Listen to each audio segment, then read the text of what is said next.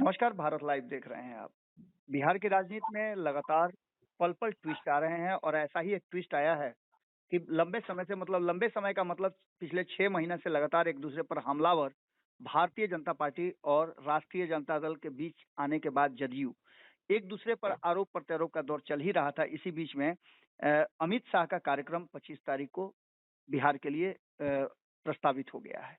इस कार्यक्रम को लेकर के कई तरह की बातें कही जा रही थी और कहा यह जा रहा था कि बिहार में चुनाव के श्री गणेश जो 2024 में होने वाले हैं उसका बिहार से ही हो रहा है और बिहार में जो पहला माफ कीजिएगा लोकसभा क्षेत्र है वाल्मीकि नगर, वहां से आगाज भारतीय जनता पार्टी कर रही है। लेकिन इन्हीं सब बातों के बीच में और भी कई विषय हैं जिससे बात करने के लिए हमारे साथ प्रेमरंजन पटेल जुड़े हुए हैं। भारतीय जनता पार्टी के प्रखर प्रवक्ताओं में से इनका नाम आता है और अपनी बातों को बड़ा ही स्पष्ट ढंग से रखते हैं। सबसे पहला सवाल तो इनसे हम यही जानना चाहेंगे कि प्रेमरंजन जी, 25 तारीख को आप लोगों की रैली होने वाली है वाल्मीकि नगर से। क्या इसे 2024 का आगाज माना जाए, श्री गणेश माना जाए?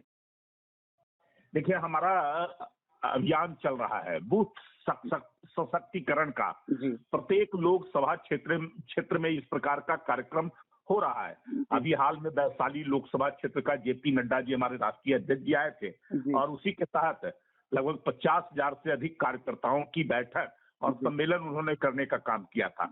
उसी प्रकार से 25 तारीख को ही इस फरवरी महीने में वाल्मीकि नगर में हमारे गृह मंत्री अमित शाह जी का कार्यक्रम उसी बूथ सशक्तिकरण अभियान योजना के तहत हो रहा है, जिसमें बड़ी संख्या में लोग जुटेंगे और उनकी बातों को सुनेंगे और उस पर वो अमल करने का काम भी करेंगे। जी, एक तो ये बात हुई कि 25 तारीख को आप लोग अपने तैयारी के लगभग 2024 की तैयारी आप लोग शुरू कर चुके हैं और उसका आगाज आप वाल्मीकि नगर से करेंगे।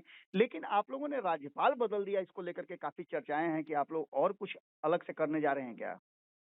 नहीं, देखिए, ये तो राष्ट्रपति जी का विशेषाधिकार है।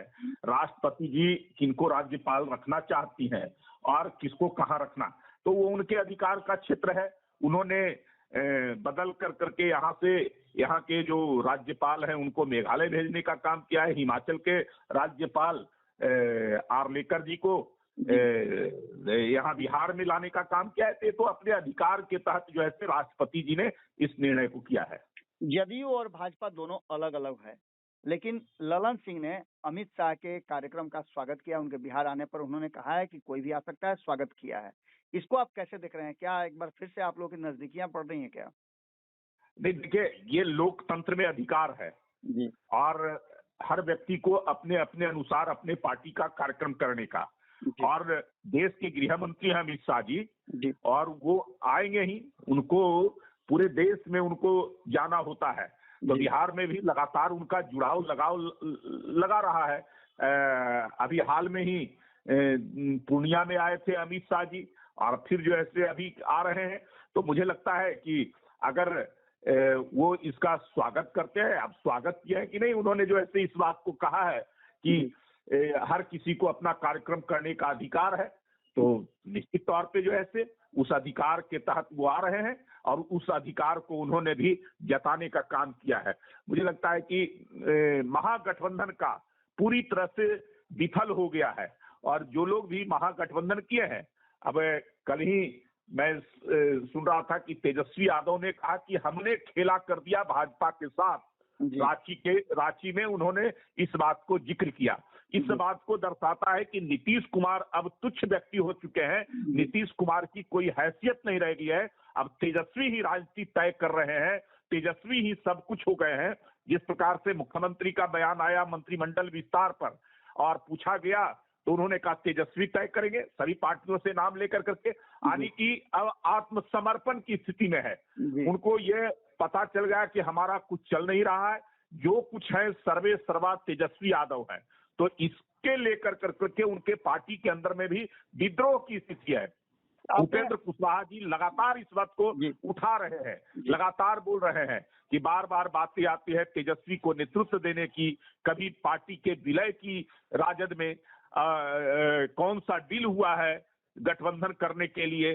तो मुझे इस बात की जानकारी होनी चाहिए। मुझे लगता है कि जदयू के एक एक कार्यकर्ता, एक एक पदाधिकारी, एक एक व्यक्ति इस निर्णय से अपने आप को ठगा महसूस कर रहे हैं।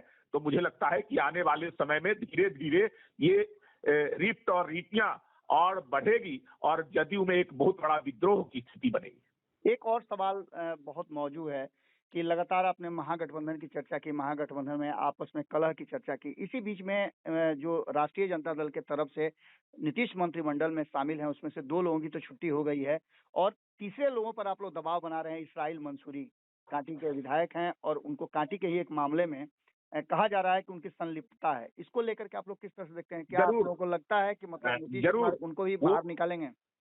निश्चित तौर पे हम लोगों का दबाव होगा। आपराधिक चरित्र का व्यक्ति कोई ऐसा रहे, हत्या के ऊपर उस आदमी के ऊपर आरोप लगे हैं और साथ साथ जो काटी से थर्मल पावर से निकलने वाले जो छाई है कोयला, उसका कारोबार करने का, उसके आम नागरिकों पर जबरदस्ती उनके खेतों में जो रहने वाला छाई है, जिनके जीविका का साधन पूरी तरह समाप्त हो गया है, उसको जबरदस्ती उठा कर करके उन्होंने बेचने का काम कर रहे हैं। और कोई अगर विरोध करता है तो उसका हत्या तक करने का काम करते हैं। तो ऐसे आपराधिक चरित्र का माफिया मंत्री को रहने का अधिकार नहीं है। उसको अविलंब मुख्यमंत्री बर्खास्त करें मंत्रिमंडल से, और नहीं तो हम लोग जो है से उनके ऊपर दबाव बनाए रखेंगे जब तक उसको नहीं हटाएंगे। चलिए, बहुत बहुत धन्यवाद आपका। धन्यवाद। अगर ये वीडियो पसंद आई और वह बिहार के राजनीति और बिहारियत से सरोकार रखेनी तो सब्सक्राइब बटन दबा के चैनल के सब्सक्राइब कर ली। ओजे एगो घंटी बा, ओकरा बटन दबा देला से कुल सटीक और मारक खबर रुआ मुफ्त में मिल जाई। अगर रुआ पत्रकारिता के हमनी के नया प्रयोग में सहयोग कर चाहतानी तो ज्वाइन बटन दबा दी। पेटीएम नंबर नोट कर ली 9386816700। धन्यवाद।